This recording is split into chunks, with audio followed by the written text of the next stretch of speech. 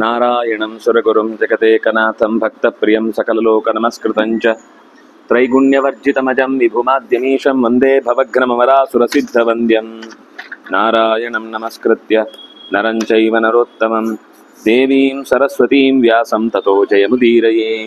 ಸ್ವಸ್ತ್ಯಸ್ತು ಸತಾಂ. ಹರಿ ಓಂ.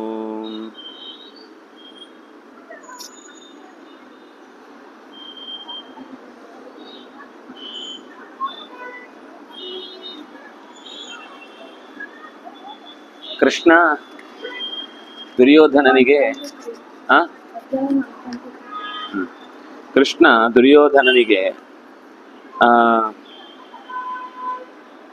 ಸಂಧಾನಕ್ಕಾಗಿ ಬುದ್ಧಿವಾದದ ಮಾತುಗಳನ್ನು ಹೇಳಿದಾಗ ಅವನದಕ್ಕೆ ಪ್ರತಿಕ್ರಿಯಿಸಲಿಲ್ಲ ಸರಿಯಾಗಿ. ಕೊನೆಗೆ ಅಲ್ಲಿದ್ದ ಪರಶುರಾಮ, ಅನೇಕ ಋಷಿಗಳು ಎಲ್ಲರೂ ಅವನಿಗೆ ಬೇರೆ ಬೇರೆ ರೀತಿಯಲ್ಲಿ ಅವನನ್ನ ಎಚ್ಚರಿಸಲಿಕ್ಕೆ ಕೆಲವು ಮಾತುಗಳನ್ನು ಆಡ್ತಾರೆ.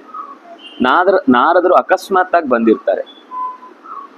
ಅವರನ್ನು ಆತಿಥ್ಯ ಮಾಡು ಅಂತ ಸ್ವತಃ ಕೃಷ್ಣನೇ ಹೇಳಿ ಕೂಡಿಸಿರ್ತಾನೆ. ಅವರು ಒಂದು ಕಥೆಯನ್ನ ಹೇಳ್ತಾ ಯಯಾತಿಯ ಅಂದ್ರೆ ಗಾಲವನ ಕಥೆಯನ್ನ ಹೇಳ್ತಾರೆ. ವಿಶ್ವಾಮಿತ್ರ ಅಂತ ಒಬ್ಬ ಋಷಿ, ಅವನಿಗೊಬ್ಬ ಶಿಷ್ಯ ಗಾಲವ. ಅಭ್ಯಾಸ ಮುಗಿದ ಮೇಲೆ ಗುರುಗಳಿಗೆ ನಾನು ಏನಾದ್ರೂ ನಿಮ್ಗೆ ಕೊಡಬೇಕು ಅಂತ ಹಠ ಮಾಡ್ತಾನೆ. ಹಠ ಮಾಡಿದಾಗ ಗುರುಗಳು ಏನು ಬೇಡ ಅಂತ ಅವನನ್ನ ಹೇಳಿ ಕಳುಹಿಸ್ತಾರೆ. ಆದ್ರೆ ಅವನು ಬೆನ್ನು ಬಿಡದೆ ಕೇಳಿ ಕೇಳಿ ಕೇಳಿ ಕೇಳಿ ಅಂತ ಪಾಪ ಅವ್ರ ತಲೆನೇ ತಿಂತಾನೆ. ಅವ್ರಿಗೆ ಸಿಟ್ಟು ಬರುತ್ತೆ. ಅಷ್ಟು ಹಠ ಮಾಡ್ತೀನಿ ಅಂತಂದ್ರೆ ನನಗೆ ಒಂದು ಕಿವಿ ಕಪ್ಪಗುಳ್ಳ 800 ದೇಸಿ ಕುದುರೆಗಳನ್ನ ತಂದು ಕೊಡಬೇಕು ಅಂತ ಕೇಳ್ತಾನೆ. ಆಮದಲ್ಲ, ಇಲ್ಲಿದ್ದೆ ಈ ನೆಲದ್ದೇ ತರಬೇಕು ಅಂತ. ಅವನ್ ಸಲ ಕಂಗಾಲಾಗಿ ಹೋಗ್ತಾನೆ. ಆದ್ರೆ ಈಗ ಹೇಳಿ ಆಗಿದೆ, ತರಲೇಬೇಕಾಗಿದೆ. ಈ ಕಾರಣಕ್ಕಾಗಿ ಅವನು ತುಂಬಾ ವ್ಯಥೆ ಪಟ್ಕೊಂಡು ಎಲ್ಲಾ ಕಡೆ ಹುಡುಕಾಡುವಾಗ ಸ್ವತಃ ಗರುಡನೇ ಬಂದು ಅವನಿಗೆ ಹೆಲ್ಪ್ ಮಾಡ್ತಾನೆ, ನಾನು ನಿನ್ ಜೊತೆಗೆ ಬರ್ತೇನೆ ಅಂತ. ಅಲ್ಲೊಂದು ಅಪರೂಪದ ಮಾತು ಬಂದದ್ದೇನು ಅಂದ್ರೆ, ನಮ್ಮ ಪ್ರಯತ್ನ ಪ್ರಾಮಾಣಿಕವಾಗಿದ್ರೆ, ನಮ್ಮ ಹುಡುಕಾಟ ಸತ್ಯವಾಗಿದ್ರೆ ದೇವತೆಗಳು ಬಂದು ಹೆಲ್ಪ್ ಮಾಡ್ತಾರೆ ಅಂತ. ಅದು ಉದಂಕನ ಕಥೆಯಲ್ಲೂ ಬಂದಿತ್ತು ಹಾಗೇನೆ. ತಕ್ಷಕ ಅವನ ಕಿವಿಯೋಲೆಯನ್ನ ಹೊತ್ತು ಒಯ್ದಾಗ ಒಂದು ಪರ್ವತದ ಒಂದು ಮರದ ಬೇರಿನ ಬುಡಕ್ಕೆ ಒಂದು ಗುಹೆ ಹೋಗುತ್ತೆ, ಬಿಲ. ಅದರೊಳಗೆ ಹೋಗ್ಬಿಡುತ್ತೆ ಆ ಸರ್ಪ. ಇವನು ಅದನ್ನ ಕಡ್ಡಿ ಹಾಕಿ ಎಳಿಲಿಕ್ಕೆ ಹೋದಾಗ ಇಂದ್ರನೇ ಸ್ವತಃ ಬಂದು ಅವನ ಆ ಕೋಲಿನಲ್ಲಿ ಸೇರಿ ಆ ಗುಹೆಯನ್ನ ಮಾಟೆಯನ್ನ ದೊಡ್ಡದು ಮಾಡಿ ಅವನಿಗೆ ಹೋಗ್ಲಿಕ್ಕೆ ಅನುಕೂಲ ಮಾಡಿ ಕೊಡ್ತಾನೆ. ಆಗ ಅವನು ಗುರುಗಳ ಕೊಟ್ಟ ಮಾತನ್ನು ಉಳಿಸಿಕೊಳ್ಳಿಕ್ಕೋಸ್ಕರ ಅಷ್ಟು ಶ್ರಮ ಪಡ್ತಾ ಇರುವುದನ್ನು ನೋಡಿ ಇಂದ್ರನಿಗೆ ತಡ್ಕೊಳ್ಳಿಕ್ಕಾಗ್ಲಿಲ್ಲ. ಹಾಗೆ ಇಲ್ಲೂ ಕೂಡ ಅವನಿಗೆ ಸಹಾಯಕ್ಕೆ ಗರುಡನೇ ಸ್ವತಃ ಬರ್ತಾನೆ, 4 ದಿಕ್ಕುಗಳ ಪರಿಚಯ ಕೊಡ್ತಾನೆ. ಅವನನ್ನು ಕೂಡಿಸಿಕೊಂಡು ಹೋಗುವಾಗ ಅವನ ವೇಗಕ್ಕೆ ತಡ್ಕೊಳ್ಳಿಕ್ಕಾಗದೆ ಉಸಿರು ನಿಂತು ಹೋದಾಗುತ್ತೆ. ಕೊನೆಗೊಂದು ಬೆಟ್ಟದ ಮೇಲೆ ಬಂದು ಇಳಿತಾರೆ. ಇಳಿದಾಗ ಅಲ್ಲೊಬ್ಳು ತಪಸ್ವಿನಿ ಸಿಗ್ತಾಳೆ. ಆ ತಪಸ್ವಿನಿಯ ಬಗ್ಗೆ ಒಂದು ತಪ್ಪು ಕಲ್ಪನೆ ಮಾಡಿದ್ರಿಂದಾಗಿ ಗರುಡನ ರೆಕ್ಕೆ ಎಲ್ಲ ಜಾರಿ ಹೋಗುತ್ತೆ. ಮರು ದಿವಸ ಬೆಳಿಗ್ಗೆ ಮತ್ತೆ ಏನಾಯ್ತು ಅಂತ ಗಮನಿಸಿದಾಗ ಅವಳು, ನನ್ನನ್ನ ನೀವು ತಪ್ಪಾಗಿ ಕಲ್ಪಿಸಿಕೊಂಡಿದ್ದೀರಿ, ಹಾಗಾಗಿ ಇಂಥ ತೊಡಕಾಗಿದೆ ಅಂತ. ಅವನು ವಸ್ತುತಃ ತನಗಾಗಿ ಏನು ಯೋಚನೆ ಮಾಡ್ಲಿಲ್ಲ. ವಿಷ್ಣುವೋ ರುದ್ರನೋ ಬ್ರಹ್ಮನೋ ಯಾರಾದ್ರೂ ಇವಳನ್ನ ಮದುವೆ ಆದ್ರೆ ಚೆನ್ನಾಗಿತ್ತು ಅಂತ ಇಷ್ಟೇ ಯೋಚನೆ ಮಾಡಿದ್ದು ಅಂತ ಹೇಳ್ತಾನೆ. ಅದಕ್ಕೆ ನಿನ್ ರೆಕ್ಕೆ ಮಾತ್ರ ಹೋಗಿದೆ, ಇಲ್ಲಾಂದ್ರೆ ಪ್ರಾಣ ಹೋಗ್ತಿತ್ತು ಅಂತ. ಯಾವುದೇ ಹೆಣ್ಣಿನ ಬಗ್ಗೆಯೂ ಕೂಡ ತಪ್ಪಾಗಿ ಚಿತ್ರಿಸಿಕೊಂಡು ನಮ್ಮ ಇಷ್ಟ ಬಂದಂತೆ ಅವರನ್ನ ದುರ್ಬಳಕೆ ಮಾಡಿಕೊಳ್ಳುವುದು ಯಾವ ಕಾರಣಕ್ಕೂ ಸರಿಯಲ್ಲ. ಅದು ಯಾವತ್ತೂ ಕೂಡ ನ್ಯಾಯವೂ ಅಲ್ಲ. ಅವಳ ಮನಸ್ಸಿಗೆ ಏನ್ ಬೇಕೋ ಅದನ್ನ ಅವಳ ಹತ್ರ ಕೇಳಿ ನಿರ್ಧಾರ ತೆಗೆದುಕೊಳ್ಬೇಕು ಹೊರತು ನೀವೇ ಇಷ್ಟ ಬಂದಂತೆ ಯಾವತ್ತೂ ಕೂಡ ಚಿತ್ರಿಸಿಕೊಳ್ಳಿಕ್ಕಿಲ್ಲ. ಕೇವಲ ಚಿತ್ರಿಸಿಕೊಂಡದ್ದು, ಮಾಡಿದ್ದಲ್ಲ. ಅಲ್ಲಿ ಕೇವಲ ಯೋಚಿಸಿದ್ದಷ್ಟೇ. ಅಷ್ಟಕ್ಕೆ ಹೀಗಾಯ್ತು ಅಂತ ಮಾತು ಬಂದ ಮೇಲೆ ಗರುಡ ಹೇಳ್ತಾನೆ, ಹಾಗಿದ್ರೆ ನಾವೀಗ ಇದು ಸುಲಭದಲ್ಲಿ ಪರಿಹಾರ ಆಗುವಂಥದ್ದಲ್ಲ. ಈ 800 ಕುದುರೆಗಳನ್ನ ತರಬೇಕು ಅಂದ್ರೆ ಅದಕ್ಕೆ ದುಡ್ಡು ಬೇಕು. ಹಾಗಾದ್ರೆ ಯಾರಾದ್ರೂ ಒಬ್ಬ ಶ್ರೇಷ್ಠನಾದ ಒಬ್ಬ ರಾಜನ ಹತ್ರ ಹೋಗೋಣ, ಅವನ ಹತ್ರ ತುಂಬಾ ದುಡ್ಡಿರುತ್ತೆ, ದುಡ್ಡಿಗೆ ಸರಿಯಾಗಿ ನಾವು ಕೊಂಡ್ಕೊಳ್ಳೋಣ, ಈ ಕಾರಣ ಹೇಳೋಣ ಹೀಗೀಗಾಗಿದೆ ಅಂತ. ನನಗೊಬ್ಬ ಗೊತ್ತು ಯಯಾತಿ ಅಂತ, ಅವನ ಹತ್ರ ಹೋಗಿ ನಾವು ಈ ವಿಚಾರದ ಬಗ್ಗೆ ಚರ್ಚೆ ಮಾಡೋಣ ಅಂತ ಹೇಳ್ತಾರೆ. ಆಗ ಯಯಾತಿ ಕೇಳಿಸಿಕೊಳ್ತಾನೆ. ತುಂಬಾ ಖುಷಿಯಾಗುತ್ತೆ. ನಾನು ಈಗಾಗಲೇ ಯಾಗಾದಿಗಳನ್ನ ನಡೆಸಿ ನನ್ನ ಸಂಪತ್ತನ್ನ ವಿನಿಯೋಗ ಮಾಡಿ ಆಗಿದೆ.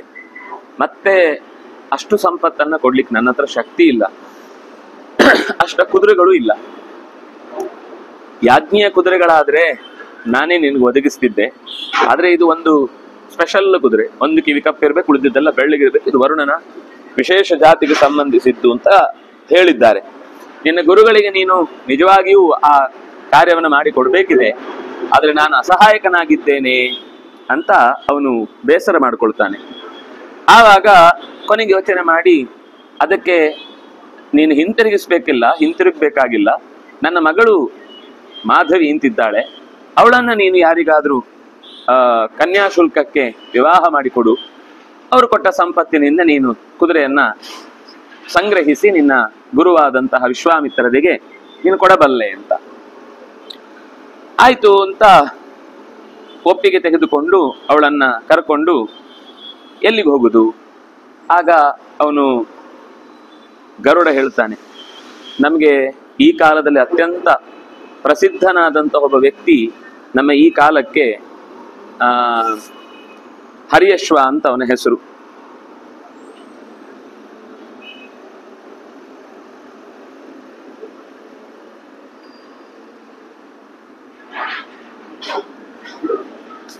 ಹರಿಯಶ್ವ ಅಂತ ಒಬ್ಬ ರಾಜನ ಹತ್ರ ನಾವು ಹೋಗೋಣ ಅಂತ ಇಷ್ಟು ಮಾತುಕತೆ ಆಗುತ್ತೆ. ಅಂದ್ರೆ 4 ಜನ, ಅದು ಆಮೇಲೆ ಗೊತ್ತಾಗುದು. ಫಸ್ಟಿಗೆ ಅವ್ನು ಸೀದಾ ಹೋಗ್ತಾನೆ ಹರಿಯಶ್ವನ ಹತ್ರ. ಅವಳ ಲಕ್ಷಣಗಳನ್ನೆಲ್ಲ ಹೇಳಿದಾಗ ಅವನಿಗೆ ತುಂಬಾ ಖುಷಿ ಆಗುತ್ತೆ. ತಂದೆ ಏನ್ ಹೇಳಿರ್ತಾನೆ ಅಂದ್ರೆ, ವಂಶೋದ್ಧಾರಕರಾದ 4 ಮಕ್ಕಳು ಇವಳಿಗೆ ಭಗವಂತ ದಯಪಾಲಿಸಿದ್ದಾನೆ. ಇವಳನ್ನ ಪಡೆಯುವಾಗ್ಲೇ, ಇವಳು ಸಾಮಾನ್ಯ ಹೆಣ್ಣು ಮಗಳು ಅಂತ ತಿಳ್ಕೊಳ್ಬೇಡ, ಲೋಕದ ಹೆಣ್ಣು ಮಕ್ಕಳ ಹಾಗಲ್ಲ ಇವಳು ಅಸಾಧಾರಣವಾದ ಗುಣವಂತೆ. ಮತ್ತು ಯಾವ ಮನೆಗೆ ಹೋಗಿ ಸೇರ್ತಾಳೋ ಆ ಮನೆಗೆ ವಿಶೇಷವಾದ ಅದೃಷ್ಟ ಒಲಿಯತ್ತೆ. ಅದರಿಂದಾಗಿ ಇವಳನ್ನು ಕಾಳಜಿಯಿಂದ ನೋಡ್ಕೋ ಅಂತ ಹೇಳಿರ್ತಾನೆ. ಹಾಗಾಗಿ ಅದನ್ನು ಗಮನಿಸಿ ಅತ್ಯಂತ ಸೂಕ್ಷ್ಮವಾದ ಆಕೆಯ ಬಗೆಗೆ ಕಾಳಜಿ ವಹಿಸಿಕೊಂಡು ಹರಿಯಶ್ವನಲ್ಲಿಗೆ ಬಂದಾಗ ಅವನಿಗೆ ತುಂಬಾ ಸಂತೋಷ ಆಗುತ್ತೆ. ಆದ್ರೆ ನನ್ನ ಹತ್ರ 800 ಕುದುರೆ ಇಲ್ಲ, ಕೇವಲ 200 ಕುದುರೆ ಇದೆ. ಇವಳನ್ನು ನಾನು ಸ್ವೀಕರಿಸಬೇಕು ಅಂತ ಮನಸ್ಸಿದೆ, ಆದ್ರೆ ನಾನು 200 ಕೊಡಬಲ್ಲೆ, ಇದಕ್ಕಿಂತ ಹೆಚ್ಚು ಕೊಡ್ಲಿಕ್ಕೆ ಆಗ್ತಿಲ್ಲ. ಕನ್ಯಾಶುಲ್ಕ ಅಂದ್ರೆ ನಾನು 200 ಕೊಡಬಲ್ಲೆ. ಆಗ ಟೆನ್ಷನ್ ಆಗುತ್ತೆ ಗಾಲವನಿಗೆ. ಸರಿ, ಇವನಿಗೇನೋ ಮದುವೆ ಮಾಡಿಕೊಟ್ಟು ಮತ್ತೆ 600 ಎಲ್ಲಿಂದ ತರೋದು ಒಂದು. ಎರಡನೇದು, ಮದುವೆ ಮಾಡಿಕೊಟ್ಟ ಮೇಲೆ ಇನ್ನೊಬ್ರಿಗೆ ಇವಳನ್ನ ನಾವು ಕರ್ಕೊಂಡು ಹೋಗ್ಲಿಕ್ಕೂ ಆಗಲ್ಲ. ಅವನು ಹೇಳ್ತಾನೆ, ನಾನು ಒಂದು ಮಗನನ್ನ ಪಡೆದು ನಿನಗೆ ಮರಳಿಸ್ತೇನೆ, 200 ಕುದುರೆ ತಗೊಂಡು ಹೋಗು. ಅವನಿಗೆ ಅವಳ ಬಗ್ಗೆ ಚಿಂತೆ ಆಗುತ್ತೆ, ಹೀಗೆ ಒಂದು ಹೆಣ್ಣನ್ನು ನಾನು ಎಲ್ಲೆಲ್ಲೋ ಹೇಗೆ ಕರ್ಕೊಂಡು ಹೋಗುದು ಅಂತ. ಆಗ ಸ್ವತಃ ಮಾಧವಿಯೇ ಹೇಳ್ತಾಳೆ, ಯೋಚನೆ ಮಾಡಬೇಡ, ನನಗೆ ಒಂದು ವರ ಇದೆ. ಏನು ಅಂದ್ರೆ, ನಾನು ಒಮ್ಮೆ ಒಬ್ಬರ ಜೊತೆಗೆ ಬಾಳ್ವೆ ನಡೆಸಿದ ಮೇಲೆ, ನಾನು ಅಲ್ಲಿಂದ ಹೊರಟೆ ಅಂದ್ರೆ, ಒಂದು ಮಗನನ್ನ ಪಡೆದ ಮೇಲೆ ನಾನು ಮತ್ತೆ ಕನ್ಯಾತ್ವವನ್ನ ಹೊಂದುತ್ತೇನೆ ಅಂತ ನನಗೆ ವೇದಜ್ಞರಾದಂತಹ ಋಷಿಗಳು, ಅಂದ್ರೆ ಅದು ಕೇವಲ ಒಂದು ಸಂಕೇತ ಅಷ್ಟೇ. ಅಂದ್ರೆ ಒಂದು ಸರ್ತಿ ಮದುವೆ ಆದ್ಮೇಲೆ ಭಾವುಕರಾಗಿ ಒಂದು ಮನೆತನದ ಎಲ್ಲಾ ತರದ ತಂತುಗಳನ್ನ, ಅಂದ್ರೆ ಹುಟ್ಟುವ ಸಂತತಿಗೆ ಬೇಕಾದಂತಹ ಯೋಚನೆಗಳನ್ನ ಅವಳ ಮನಸ್ಸು ಆಳವಾಗಿ ಅದನ್ನು ಒಪ್ಪಿಕೊಂಡು ಬಿಡುತ್ತೆ. ಮತ್ತೆ ಅದನ್ನು ಬದಲಾಯಿಸ್ಲಿಕ್ಕೆ ಸಾಧ್ಯ ಆಗುದಿಲ್ಲ. ಆದ್ರೆ ನನಗೆ ಹಾಗೆ ಒಂದು ಕಡೆ ನಾನು ಅಂಟಿಕೊಂಡು ಕೂಡುವಂತಹ ಸ್ಥಿತಿ ಇಲ್ಲ. ನನಗೆ ಮತ್ತೆ ಮೊದಲಿನಂತೆ ಹೊಸ ತರದ ಬದುಕನ್ನು ನಡೆಸಲಿಕ್ಕೆ ನನಗೆ ಶಕ್ತಿ ಇದೆ. ಮನಸ್ಸು ತುಂಬಾ ವಿಲವಿಲ ಅಂತ ಒದ್ದಾಡುತ್ತೆ ಒಂದ್ಸಲ ಒಂದಕ್ಕೆ ಒಪ್ಪಿಕೊಂಡು ಬಿಟ್ರೆ. ಹಾಗಾಗಿ ನನಗಂತಹ ಕಷ್ಟ ಇಲ್ಲ ಅಂತ ಸ್ವತಃ ಅವಳೇ ಹೇಳ್ತಾಳೆ. ಮಮ ದತ್ತೋ ವರಃ ಕಶ್ಚಿತ್ ಕೇನಚಿತ್ ಬ್ರಹ್ಮವಾದಿನ ಪ್ರಸೂತ್ಯಂತೆ ಕನ್ಯೇವ ತ್ವಂ ಭವಿಷ್ಯಸಿ ಸತ್ವಂ ದದಸ್ವ ಮಾಂ ರಾಜ್ಞೆ ಪ್ರತಿಗೃಹ್ಯ ಹಯೋತ್ತಮಾನ್. ಅವನು, ನಾನು ಖಂಡಿತ ಹೀಗೆ ಒಬ್ರಿಗೆ ಮದುವೆ ಮಾಡಿಕೊಟ್ಟು ಒಂದು ಮಗನನ್ನ ಪಡೆದು ಅವಳಿಗೆ ವರ ಏನು ಅಂದ್ರೆ 4 ಮಕ್ಕಳನ್ನ ಪಡಿಲಿಕ್ಕಾಗತ್ತೆ ಅಂತ. ಹಾಗೆ ಇನ್ನು ಬೇರೆಯವ್ರ ಕಡೆಗೆ ಹೇಗೆ ಕರ್ಕೊಂಡು ಹೋಗುದು ಅಂತ ಅವನು ಒದ್ದಾಡ್ತಾ ಒಳಗಿನಿಂದ ಸಂಕಟ ಪಡುವಾಗ ಅವಳೇ ಸ್ವತಃ ಹೇಳ್ತಾಳೆ, ನನಗೆ ಒಂದು ವರ ಸಿಕ್ಕಿದೆ. ಕಶ್ಚಿತ್ ಬ್ರಹ್ಮವಾದಿನ, ಯಾರೋ ಒಬ್ಬ ವಿಶಿಷ್ಟನಾದ ವ್ಯಕ್ತಿ ನನಗೆ ವರ ಕೊಟ್ಟಿದ್ದಾನೆ. ನೀನು ಎಷ್ಟು ಪ್ರಸೂತಿಯನ್ನ ಪಡೆದ್ರು ಪ್ರಸೂತಿಯ ಕೊನೆಯಲ್ಲಿ ಮತ್ತೆ ಮರಳಿ ನೀನು ಹೊಸ ಹೆಣ್ಣಾಗಿ ನವ ಕನ್ಯೆಯಾಗಿ ನಿನ್ನ ಬದುಕಿಗೆ ಹೊಸ ಬಾಳಿಗೆ ನೀನು ಹೆಜ್ಜೆ ಇಡುವುದಕ್ಕೆ ಬೇಕಾದ ಮನಸ್ಥಿತಿಯನ್ನು ಹೊಂದುತ್ತಿ, ನಿನಗೆ ಅಂತಹ ರಕ್ಷೆ ಇದೆ, ನೀನೇನು ಯೋಚನೆ ಮಾಡಬೇಕಾದ ಅಗತ್ಯ ಇಲ್ಲ. ಈಗ ಈ ರಾಜನಿಗೆ ನನ್ನನ್ನು ಕೊಡು, ನಿನಗೆ ಸಿಕ್ಕಿದ 200 ಕುದುರೆಗಳನ್ನು ತೆಗೆದುಕೋ, ಅವನಲ್ಲಿ ನಾನು ಸಂತತಿಯನ್ನು ಪಡೆದ ಮೇಲೆ ಮತ್ತೆ ನೀನು ಇನ್ನೊಬ್ಬರಿಗೋಸ್ಕರ ನನ್ನನ್ನು ಕರೆದೊಯ್ಯಲಿಕ್ಕೆ ಇಲ್ಲಿಗೆ ಬಾ. ಹರಿ ಓಂ. ಕೇಳಿಸ್ತಿದ್ಯಾ? ಹಾ, ಪ್ರತಿಯೊಂದು ಸಂದರ್ಭದಲ್ಲೂ ಕೂಡ ಒಂದೇನೋ ಸಮಸ್ಯೆ ಆದ್ರೆ ಅದಕ್ಕೊಂದು ಪರಿಹಾರ ಇದ್ದೇ ಇರುತ್ತೆ ಅನ್ನುವ ಹಾಗೆ ಅವಳು ಈ ಧೈರ್ಯವನ್ನು ಕೊಟ್ಟ ಮೇಲೆ, ನೃಪೇಭ್ಯೋ ಹಿ ಚತುರ್ಭ್ಯಸ್ತೆ ಪೂರ್ಣಾನ್ಯಷ್ಟೌ ಶತಾನಿ ವೈ ಭವಿಷ್ಯಂತಿ ತಥಾ ಪುತ್ರಾಹ ಮಮ ಚತ್ವಾರ ಏವಚ. ನೀನು 4 ಜನ ರಾಜರಿಗೆ ನನ್ನನ್ನು ಕೊಡಬಹುದು. 200 ಪಡ್ಕೊಳ್ಳೇಬೇಕಾದ ಅನಿವಾರ್ಯತೆ ಬಂದಾಗ 200ಕ್ಕೆ ಒಬ್ಬೊಬ್ಬರ ಹತ್ರ ನಾನು ಹೋಗ್ತೇನೆ. ನನಗೆ 4 ಮಕ್ಕಳಾಗ್ತಾರೆ, ನಿನಗೆ 800 ಕುದುರೆಗಳಾಗ್ತವೆ. ಕ್ರಿಯತಾಂ ಉಪಸಂಹಾರ ಗುರುವರ್ಥಂ ದ್ವಿಜಸತ್ತಮ. ನಿನ್ನ ಗುರುಗಳಿಗೋಸ್ಕರ ನೀನು ಇಷ್ಟು ಒದ್ದಾಡ್ತಾ ಇರುವುದರಿಂದ ನಾನಿಲ್ಲಿ ಯಾವುದೇ ರೀತಿಯ ವ್ಯವಹಾರವನ್ನು ನೀನು ಮಾಡಿ ನನ್ನನ್ನು ಬಲಿ ಕೊಡ್ತಾ ಇದ್ದಿ ಅಂತ ನಾನು ಅನ್ಕೊಳ್ಳಲ್ಲ. ಗುರುವರ್ಥೆ, ಗುರುಗಳನ್ನ ಪ್ರೀತಿಗೊಳಿಸುವುದಕ್ಕೋಸ್ಕರ ಇಂತಹ ಕಷ್ಟಗಳನ್ನು ಎದುರಿಸುವಂತಹ ದುಸ್ಥಿತಿ ಬಂದಾಗಲೂ ನಿನಗೆ ಯಾರು ಸಹಾಯಕ್ಕಿಲ್ಲ ಅನ್ನುವ ದುಸ್ಥಿತಿ ಬರ್ಲಿಕ್ಕೆ ನಾನು ಬಿಡಲ್ಲ. ನಾನು ನಿನ್ನ ಸಹಾಯಕ್ಕಿದ್ದೇನೆ. ಏಷಾ ತಾವನ್ ಮಮ ಪ್ರಜ್ಞಾ ಯಥಾವ ಮನ್ಯಸೇ ದ್ವಿಜ. ಇದು ನನ್ನ ಆಲೋಚನೆ. ನನಗೆ ತೊಡಕಾಗತ್ತೆ ಅಂತ ನೀನು ಚಿಂತಿಸಿ ಹಿಂದೇಟು ಹಾಕ್ತಾ ಇರಬೇಕಾದಾಗ ನಾನು ನನ್ನ ಕಡೆಯಿಂದ ನಿನಗೊಂದು ಭರವಸೆ ಕೊಡಬೇಕಿತ್ತು. ಇದರ ಮೇಲೆ ಇದಕ್ಕಿಂತ ಉತ್ತಮವಾದ ಯೋಚನೆ ನಿನಗೆ ಏನಾದ್ರೂ ಬಂದಿದ್ರೆ ನೀನು ಅದರ ಪ್ರಕಾರ ನಡ್ಕೊ. ನಾನು ಹೇಳಿದ್ದನ್ನೇ ನಡೆಸಬೇಕು ಅಂತಿಲ್ಲ. ಆದ್ರೆ ನಿನಗೇನಾದ್ರೂ ಈ ವಿಷಯದಲ್ಲಿ ನನಗೆ ತೊಡಕಾಗುತ್ತೆ, ಅವಳನ್ನು ಹೇಗೆ ನಾನು ಇನ್ನೊಬ್ಬರಿಗೆ ಮದುವೆ ಮಾಡಿ ಕೊಡುವುದು, ಅವಳ ಮನಸ್ಥಿತಿಗೆ ಹೇಗೆ ನ್ಯಾಯ ಒದಗಿಸಿದ ಹಾಗಾಗತ್ತೆ ಅನ್ನೋ ಈ ಚಿಂತೆ ಬೇಡ, ನಾನು ಅದಕ್ಕೆ ಸಿದ್ಧಳಾಗಿದ್ದೇನೆ ಅಂತ ಹೀಗೆ ಹೇಳಿದಾಗ ಹರಿಯಶ್ವನಿಗೆ ಇಯಂ ಕನ್ಯಾ ನರಶ್ರೇಷ್ಠ ಹರಿಯಶ್ವ ಪ್ರತಿಗೃಹ್ಯತ. ಈ ಹೆಣ್ಣು ಮಗಳನ್ನ 200 ಒಂದು ಕಿವಿ ಕಪ್ಪಗಿರುವ ಉಳಿದದ್ದೆಲ್ಲ ಮೈ ಬೆಳ್ಳಗಿರುವ ಕುದುರೆಗಳನ್ನ ಕನ್ಯಾಶುಲ್ಕವಾಗಿ ಪಡೆಯುವುದಕ್ಕಾಗಿ ನಾನು ಸಿದ್ಧ ಇದ್ದೇನೆ, ಇವಳನ್ನು ಸ್ವೀಕರಿಸು. ಇವಳಲ್ಲಿ ಒಬ್ಬ ಮಗನನ್ನ ಪಡೆದು ಮತ್ತೆ ನಾನು ಈಕೆಯನ್ನು ಕರ್ಕೊಂಡು ಹೋಗ್ಲಿಕ್ಕೆ ಬರ್ತೇನೆ. ಏಕಂ ಆತ್ಮಜಂ ಜನಯ, ಒಂದು ಮಗನನ್ನ ಪಡೆದು ನನಗೆ ಮರಳಿಸು. ಸರಿ. ಪ್ರತಿಗೃಹ್ಯ ಸತಾಂ ಕನ್ಯಾಂ ಗಾಲವಂ ಪ್ರತಿನಂದ್ಯ ಚ. ತಾಂ ಕನ್ಯಾಂ ಪ್ರತಿಗೃಹ್ಯ, ಗಾಲವನನ್ನ ಅಭಿನಂದಿಸಿ, ಸಮಯೇ ದೇಶಕಾಲೇ ಚ ಲಬ್ಧವಾನ್ ಸುತಂ ಈಪ್ಸಿತಂ. ಬಯಸಿದಂತೆ ಉತ್ತಮವಾದ ಒಬ್ಬ ಮಗನನ್ನ ಗಾಲವ ಮಾಧವಿ ಹರಿಯಶ್ವನಲ್ಲಿ ಪಡೆದ್ಲು. ಯಾರು? ತಥೋ ವಸುಮನಾ ನಾಮ ವಸುಭ್ಯೋ ವಸುಮತ್ತರಃ ವಸುಪ್ರಖ್ಯೋ ನರಪತಿ ಸಬಭೂವ ವಸುಪ್ರದಃ.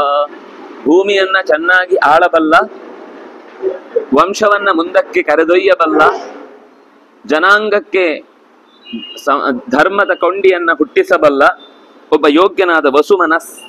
ವಸುಭ್ಯೋ ವಸುಮತ್ತರಃ, ಸಂಪತ್ತಿನಲ್ಲೇ ಸಂಪತ್ತಿನ ಒಡೆತನವನ್ನ ಹೊಂದಿದವ ಅಂಥ ಒಬ್ಬ ವಸುಮನಾಹ ಅನ್ನುವ ಹೆಸರಿನ ಮಗನನ್ನ ಆ ಹರಿಯಶ್ವ ಪಡೆದ.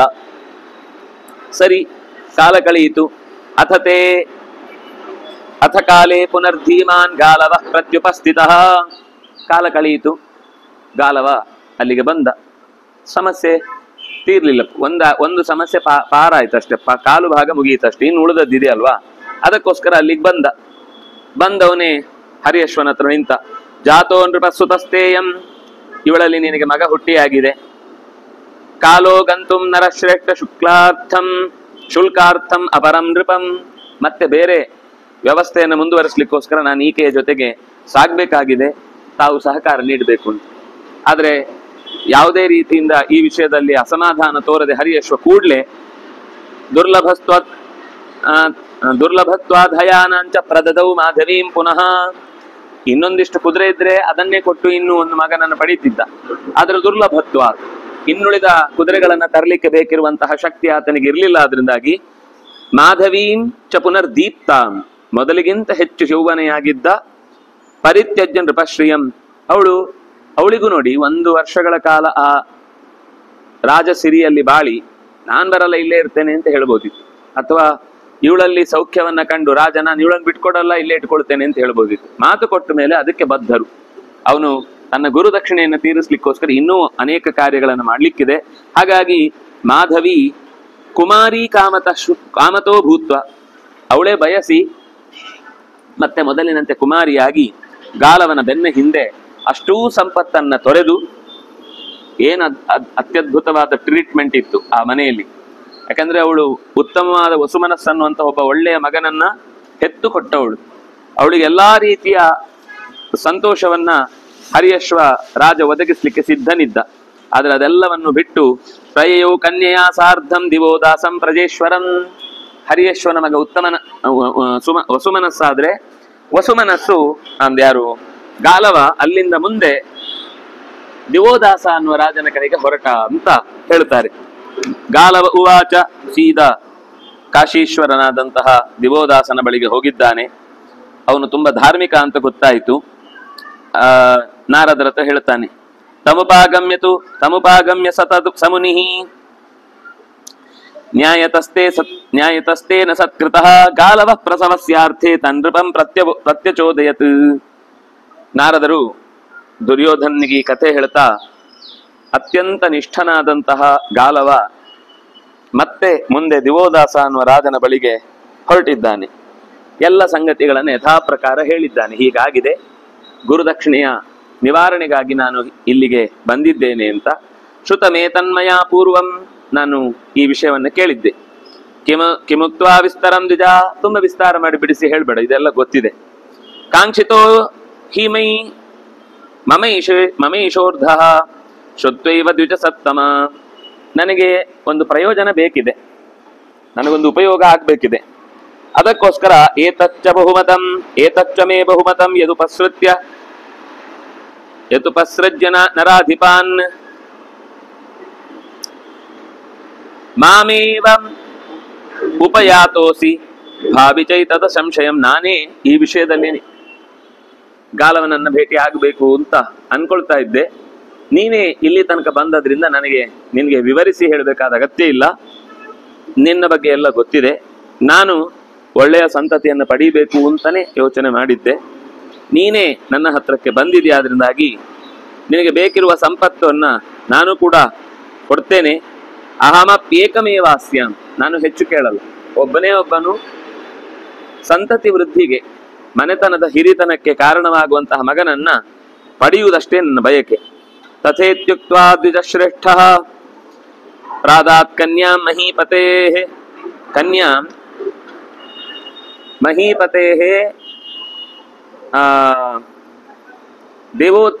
ದಿವೋದಾಸಸ್ಯ ಕೃತೆ ಪ್ರೇಷಿತವಾನ್.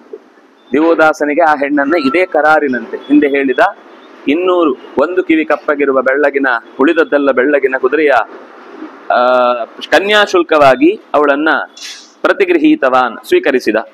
ರೇಮೇ ಸತಸ್ಯಾಂ ರಾಜರ್ಷಿ, ರಾಜ ಅವಳೊಂದಿಗೆ ಸುಖವಾಗಿದ್ದ. ಪ್ರಭಾವತ್ಯಾಂ ಯಥಾ ರವಿಹಿ, ಬೆಳಗಿನ ಕಾಲದ ಸೂರ್ಯನ ಜೊತೆಗೆ ಇರುವ ಪ್ರಭಾವಳಿಯಂತೆ ಅತ್ಯಂತ ಸುಂದರವಾಗಿ ಕೋಮಲವಾಗಿ ಆಕೆಯ ಬದುಕು ರಾಜನ ಜೊತೆಗೆ ನಡೆಯಿತು. ಯಥಾ ಚಂದ್ರಷ್ಟರೋಹಿಣ್ಯಾಂ ಯಥಾ ಧೂರ್ಮೋರ್ಣಮೇ ಯಮಃ, ಹೇಗೆ ರೋಹಿಣಿಯ ಜೊತೆಗೆ ಚಂದ್ರನ ಸಂಪರ್ಕ ಅನ್ನೋದು ಎಷ್ಟು ಸಹಜವಾಗಿ ಚಂದವಾಗಿ ಕಾಣುತ್ತೋ ಹಾಗೆ ಇವರಿಬ್ರು ಕೂಡ ಅಲ್ಲಿಗೆ ಬಂದಿದ್ದಾರೆ. ವರುಣಶ್ಚ ಯಥಾ ಗೌರ್ಯ ಯಥಾ ಶಾರ್ಧ್ಯ ಜನೇಶ್ವರ, ಒಂದಿಷ್ಟು ಉದಾಹರಣೆಗಳನ್ನು ಕೊಡ್ತಾರೆ. ಲಕ್ಷ್ಮಿಯ ಜೊತೆಗೆ ನಾರಾಯಣ ಬಂದ ಹಾಗೆ, ಜಾಹ್ನವಿ ಸಮುದ್ರ ಜೊತೆ ಬಂದ ಹಾಗೆ, ಹೀಗೆ ಎಲ್ಲ ವಿಶೇಷಗಳನ್ನ ಹೇಳಿ ಇಲ್ಲಿ ಆ ಗಾಲವಿ ಎನ್ನುವ ಹೆಣ್ಣು ಮಗಳ ಜೊತೆಗೆ ಮಾಧವಿ ಗಾಲವನ ಜೊತೆಗೆ ಬಂದಿದ್ದಾಳೆ. ತುಂಬಾ ಸಂತೋಷ ಆಯಿತು ದಿವೋದಾಸನಿಗೆ. ನೋಡಿ, ನಿರ್ಯಾತಯತು ಮೇ ಕನ್ಯಾಂ ಭವಾನ್ ತಿಷ್ಠತು ವಾಜಿನಃ ಯಾವದತ್ರ ಅನ್ಯತ್ರ ಗಚ್ಚಾಮಿ ಶುಕ್ಲಾರ್ಥಂ ಪೃಥಿವೀಪತೆ. ಮೊದಲು ಹರಿಯಶ್ವನಿಗೊಂದು ಮಾತು ಹೇಳಿದ್ದ, ನಾನು ಈ ಹೆಣ್ಮಗಳನ್ನು ಈಗ ಕರ್ಕೊಂಡು ಹೋಗ್ತೇನೆ, ಕುದುರೆ ನಿನ್ನ ಹತ್ರನೇ ಇರಲಿ, ನನಗೆ ಬೇಕಾದಾಗ ಒಟ್ಟಿಗೆ ಬಂದು ತಗೊಂಡು ಹೋಗ್ತೇನೆ. ಯಾಕಂದ್ರೆ ಎಲ್ಲಿ ತಗೊಂಡು ಹೋಗುದು 200 ನೋಡ್ಕೊಂಡು ಅಷ್ಟು ಜನರನ್ನ. ಹಾಗಾಗಿ ಅಲ್ಲೇ ಬಿಟ್ಟು ಹೋಗಿದ್ದ. ಇಲ್ಲೂ ಅವನಿಗೂ ಅದೇ ಹೇಳ್ತಾನೆ ನಾರದನ ಹತ್ರ, ದಿವೋದಾಸನ ಹತ್ರ, ನನ್ನ ಕುದುರೆ ಇಲ್ಲೇ ಇರಲಿ, ನಾನು ಈಗ ಯಾತ್ರೆಗೆ ಹೊರಡುತ್ತೇನೆ, ನಿನ್ನ ಜೊತೆಗೆ ಮರಳಿ ಸಿಕ್ಕಿದಾಗ ಇಲ್ಲಿಯ ಸಂಪರ್ಕಕ್ಕೆ ನಾನು ಮತ್ತೆ ಬರ್ತೇನೆ ಕನ್ಯಾಂ ನಿರ್ಯಾತಯಾಮಾಸ ಸ್ಥಿತ ಸತ್ಯೇ ಮಹೀಪತಿ. ದಿವೋದಾಸನು ಕೂಡ ಧರ್ಮಾತ್ಮನಾಗಿ ಗಾಲವನ ನಿಯಮಾವಳಿಗಳಂತೆ ಮಾಧವಿಯನ್ನ ಸ್ವೀಕರಿಸಿದ, ಮಕ್ಕಳನ್ನ ಪಡೆದು ವಿಶ್ರಾಂತಿಯಲ್ಲಿದ್ದಾಗ ಮಾಧವಿಯನ್ನು ಮತ್ತೆ ಕರ್ಕೊಂಡು ಹೋಗ್ಲಿಕ್ಕೆ ಗಾಲವ ಬಂದಿದ್ದಾನೆ.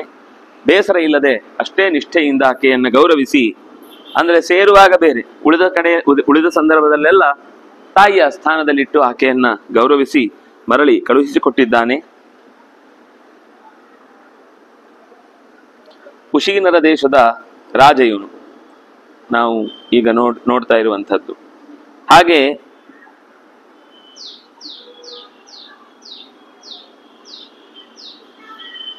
ಇಲ್ಲಿ ಅವನಿಗೆ ಹುಟ್ಟಿದ ಮಗನ ಹೆಸರು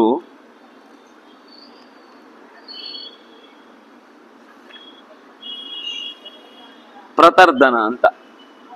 ದಿವೋದಾಸನಿಗೆ 1 ವರ್ಷ ಆಗಿದೆ, ತುಂಬಾ ಸಂತುಷ್ಟನಾಗಿದ್ದಾನೆ ಅವಳ ಜೊತೆಗೆ ಬಾಳ್ವೆ ನಡೆಸಲಿಕ್ಕೆ.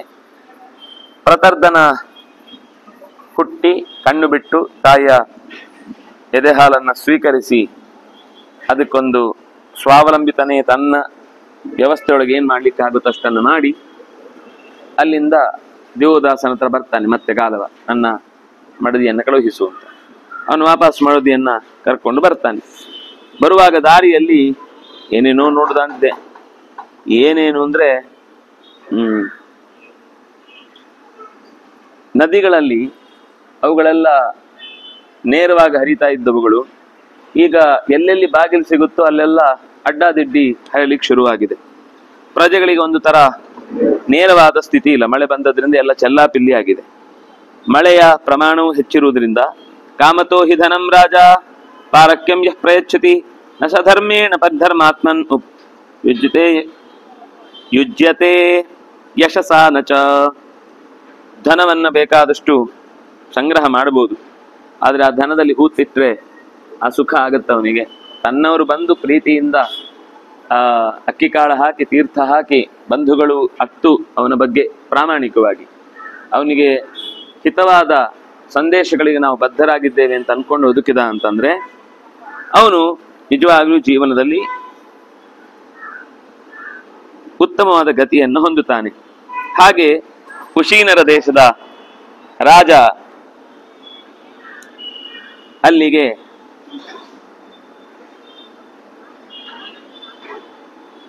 ಇದರ ನಂತರ ದುಶೀನರ ಅನ್ಸುತ್ತಲ್ವಾ. ಕುಮಾರೀಂ ದೇವಗರ್ಭಾಭಾಂ ಏಕಪುತ್ರ ಭವಾಯಮೇ ತಥಾತು ಬಹುಧಾ ಕನ್ಯಾಂ ಉಕ್ತವಂತಂ ನರಾಧಿಪಂ. ಕುಶೀನರಂ ದ್ವಿಜಶ್ರೇಷ್ಠೋ ಗಾಲವ ಪ್ರತ್ಯಪೂಜಯತ್. ಕುಶೀನರಂ ದ್ವಿಜಶ್ರೇಷ್ಠೋ ಗಾಲವ ಪ್ರತಿವಕ್ಷ್ಯತಾಂ.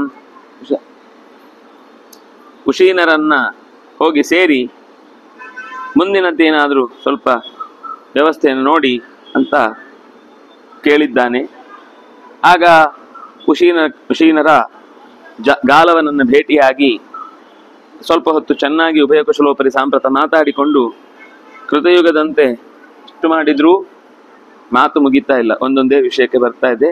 ಗುಹೆಗಳಲ್ಲಿ, ಬೆಟ್ಟಗಳಲ್ಲಿ, ನದಿಗಳಲ್ಲಿ, ನಿರ್ಜರಗಳಲ್ಲಿ, ಉದ್ಯಾನಗಳಲ್ಲಿ, ಚಿತ್ರವಿಚಿತ್ರವಾದ ಉಪವನಗಳಲ್ಲಿ, ಮನೆಗಳಲ್ಲಿ, ರಮಣೀಯವಾದ ದೇವಸ್ಥಾನದ ಹೊರ ಪ್ರಾಕಾರಗಳಲ್ಲಿ ಎಲ್ಲಾ ಕಡೆಯಲ್ಲೂ ಕೂಡ ಮನೆ ಬಿಟ್ಟು ಹೋಗಿ ಎಷ್ಟೋ ದಿವಸ ಆಗಿ ಪಾಳು ಬಿದ್ದಿದೆ ಅಂದ್ರೆ ಅಂಥ ಮನೆಗಳನ್ನೂ ಹುಡುಕಿಸಿ ಎಲ್ಲಾದ್ರೂ ಸೀಲಿಂಗ್ ಎಡೆಯಲ್ಲಿ ಅಡಗಿಕೊಂಡಿದ್ದಾನ ಅಂತ ಹುಡುಕುವ ಎಲ್ಲಾ ಮುಖಗಳನ್ನೂ ಬಿಡದೆ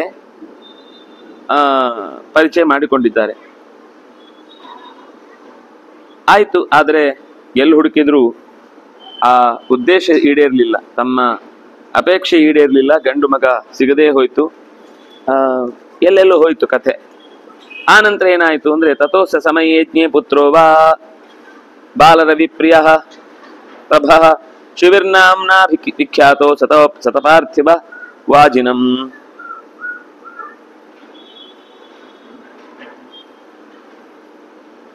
ಶಿಬಿ ಅಂತ ಮತ್ತೊಬ್ಬ ಒಳ್ಳೆಯ ರಾಜ. ಇವನಿಂದ 200 ಕಪ್ಪು ಕುದುರೆ ಸಿಕ್ಕಿತು. ಹರಿಯಶ್ವನಿಂದ ಸಿಕ್ಕಿತು, ದಿವೋದಾಸನಿಂದ ಸಿಕ್ಕಿತು. ಈಗ ಶಿಬಿಯ ಹತ್ರ ಬರ್ತಾರೆ. ಸೇಮ್ ಯಥಾ ಪ್ರಕಾರ ಅಲ್ಲಿಗೆ ಬರ್ತಾನೆ. ಬಂದಾಗ ರಾಜನ್ ದೃಷ್ಟವಾನ್ ವಿನಯಾತ್ಮಜಂ, ವಿನಯವೇ ಕಡಲಾಗಿರುವಂತಹ ನಿಮ್ಮ ವ್ಯಕ್ತಿಗಳನ್ನ ಕಂಡಿದ್ದೇನೆ, ತುಂಬಾ ಸಂತೋಷ ಆಯಿತು ಅಂತ ಹೇಳ್ಕೊಂಡಿದ್ದಾನೆ. ಉಪಸ್ಥಾಯ ಸತಂ ವಿಪ್ರೋ ಗಾಲವ ಪ್ರತಿಗೃಹ್ಯಚ, ಒಂದಿಷ್ಟು ಆಫರ್ ಮಾಡ್ತಾನೆ. ಪ್ರತಿಗೃಹ್ಯತಾಂ, ಸ್ವೀಕರಿಸಿ.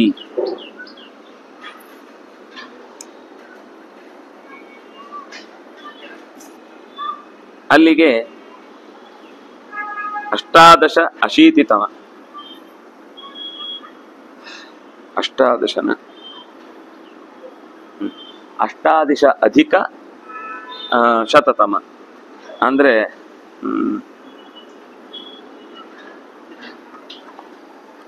ಒಂದೇನು ಅಂದ್ರೆ, ಈಗ 2 ರಾಜರ ಕಥೆ ಮುಗಿಯಿತು. ಇನ್ನೊಬ್ಬ ರಾಜ ಇದ್ದಾನೆ ಶಿಬಿ ಅಂತ, ಅವನ ಹತ್ರ ಬಂದು ಇದೇ ತರದ ಯಥಾ ಪ್ರಕಾರ ಪ್ರಶ್ನೆಗಳು ನಡೀತಾವೆ. ಅವನು ಇದೇ ತರ ತನ್ನ ಕಂಡೀಷನ್ಗಳನ್ನು ಹೇಳ್ತಾನೆ, ಸಂತೋಷ ಪಡ್ತಾನೆ. ಸೇಮ್ ಅದೇ ಕಥೆ ಮತ್ತೆ ಮುಂದುವರೆದಿದೆ. ಇಮಾಂ ಅಶ್ವಶತಾಭ್ಯಾಂ ವೈ ದ್ವಾಭ್ಯಾಂ ತಸ್ಮೈ ನಿವೇದಯ. ಅವನು ಹೇಳ್ತಾನೆ, ಇದನ್ನ ನೀನು ಯಾರು ಕೇಳಿದನ ಅವನಿಗೆ ಕೊಟ್ರೆ, ಈಗಿರುವುದನ್ನ ನಿಂಗೆ ಸಾಲ ಕೊಡೋ ಪ್ರಸಂಗವೇ ಬರುದಿಲ್ಲ. ಇಷ್ಟನ್ನೇ ತಗೊಂಡೋದ್ರೆ ಸಾಕು, ನೀನ್ ಹತ್ರ ಎಷ್ಟಿದೆಯೋ ಅಷ್ಟೇ ತಗೊಂಡೋಗಿ ಕೊಟ್ಬಿಡು. ಅದಕ್ಕೆ ಹೇಳ್ತಾನೆ, ಹಾಗಲ್ಲ, ಪೂರ್ಣತೆಯನ್ನು ಸಂಪಾದಿಸದೆ ಹೋದ್ರೆ ಅದು ಅಪರಾಧವೇ ಆಗುತ್ತೆ. ಅವ್ರಿಗೆ ಗೊತ್ತಿರಲಿ ಅದಿರಲಿ, ನನಗೆ ಗೊತ್ತಿಲ್ಲ ಅನ್ನೋ ಕಾರಣಕ್ಕೆ ನಿಮ್ಮ ಹತ್ರ ನನ್ಗೆ ಗೊತ್ತಿಲ್ಲ ಅಂತ ಹೇಳ್ಕೊಂಡ್ರೆ ತಪ್ಪಿಲ್ಲ. ಗೊತ್ತಿಲ್ಲದೆ ಗೊತ್ತಿದೆ ಅಂತ ಹೇಳಿದ್ರೆ ಅದು ಅಪರಾಧ, ಅಥವಾ ಗೊತ್ತಿದ್ದು ಕೂಡ ಗೊತ್ತಿಲ್ಲ ಹೇಳಿದ್ರು ಅಪರಾಧ.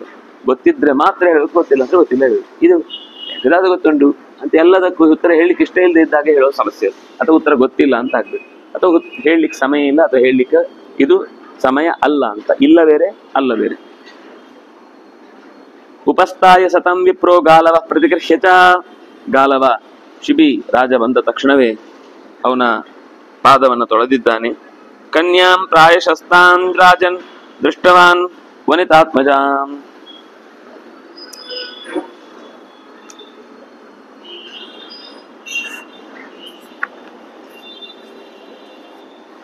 ಶಿಬಿಯ ಮನೆತನದ ಪರಿಸರಕ್ಕೆ ಎಲ್ಲರೂ ಒಂದಲ್ಲ ಒಂದು ರೀತಿಯಿಂದ ಬಂದೇ ಬರ್ತಾರೆ ದಾನ ಕೇಳಲಿಕ್ಕೆ. ಇಲ್ಲಂತೂ ವಿಶೇಷವಾದ ಯಜ್ಞ ಅಂತ ಆದಾಗ ಅವನೇನಾದ್ರೂ ಕೊಟ್ಟೇ ಕೊಡ್ತಾನೆ ಅಂತ ಬಂದಿದ್ದಾರೆ. ಗರುಡ ಗಾಲವನಿಗೆ ಸಾಥ್ ಕೊಟ್ಟಿದ್ದಾನೆ. ಶತಯೋಜನ ದೂರದಷ್ಟು, ಸುಮಾರು 200 ಮೈಲಿಗೆ ಹೆಚ್ಚಿದಷ್ಟು ದೂರದ ಜಾಗಕ್ಕೆ ಮತ್ತೆ ಹೋಗ್ಬೇಕಾದ ಪ್ರಸಂಗ ಬಂತು. ಗರುಡ ಅತ್ಯಂತ ದುರ್ಲಭನಾದ ವ್ಯಕ್ತಿ.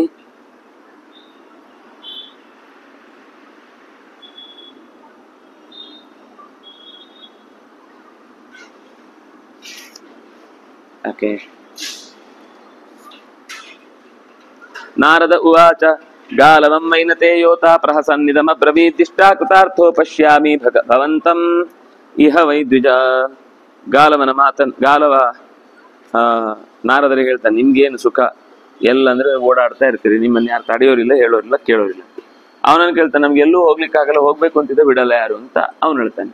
ಇಬ್ರಿಗೂ ಅವರವರ ಕ್ಷೇತ್ರ ಯಾವಾಗ್ಲೂ ಬೋರೆ, ಎಲ್ಲಾ ಕಾಲದಲ್ಲೂ. ಅದನ್ನೇ ಗಾಲವನ ಹತ್ರ ಗರುಡ ಹೇಳ್ತಾನೆ, ನನಗೆ ಜವಾಬ್ದಾರಿ ಬಿಟ್ಟು ಎಲ್ಲೂ ಖುಷಿಯಾಗಿ ಓಡಾಡ್ಲಿಕ್ಕೆ ಆಗಲ್ಲ ಅಂತ ಅವನು ನನಗೆ ಗೀತೆ ಚಿಂತನೆ ಬಿಟ್ಟು ಹಾಗೆ ಸುಮ್ನೆ ಓಡ್ಲಿಕ್ಕೆ ಸಾಧ್ಯ ಇಲ್ಲ ಅಂತ ಇನ್ನೊಬ್ಬ. ಒಬ್ಬೊಬ್ಬರಿಗೆ ಯಾವ್ದು ಪ್ರಯಾರಿಟಿಯೋ ಅದನ್ನು ಕೊಡ್ತು ಯೋಚನೆ ಮಾಡ್ತಾರೆ, ಉಳಿದದ್ದೆಲ್ಲ ಎಷ್ಟು ಅಂತ ಅನ್ಕೋತಾರೆ. ಉಳಿದವರಿದ್ದು ಅದು ಅವರೇ ಕೆಲಸ ಮಾಡಿದ್ರೆ, ಅಷ್ಟು ಸುಲಭದಲ್ಲಿ ಮಾಡ್ಲಿಕ್ಕೆ ಆಗುದಿಲ್ಲ ಅಂತ ಗೊತ್ತಿದ್ರೆ ಅವಾಗ ಅವರೇ ಸ್ವಲ್ಪ ಸಮಾಧಾನ ಆಗ್ತಾರೆ. ನಿಜವಾಗಿ ಎಲ್ಲ ಜ್ಞಾನಗಳನ್ನ ಪಡೆದವನಿಗೆ, ಎಲ್ಲಾ ಶಾಸ್ತ್ರಗಳ ಮೂಲವನ್ನ ಸ್ವಲ್ಪ ಸ್ವಲ್ಪ ಅರ್ಥ ಮಾಡಿಕೊಂಡವನಿಗೆ ಜಗತ್ತಿನ ಯಾವ ಪ್ರಶ್ನೆ, ಶಾಸ್ತ್ರದ ಬಗ್ಗೆಯೂ ಪ್ರಶ್ನೆ ಬರಲ್ಲ. ಸರಿ, ಯಾಕೋ ಆಗ್ತಾ ಇಲ್ಲ, ಮುಂದೆ ಹೋಗ್ತಿಲ್ಲ ತಾನೆ. 1 ನಿಮಿಷ ಕ್ಯಾಪ್ ಕೊಡೋಣ.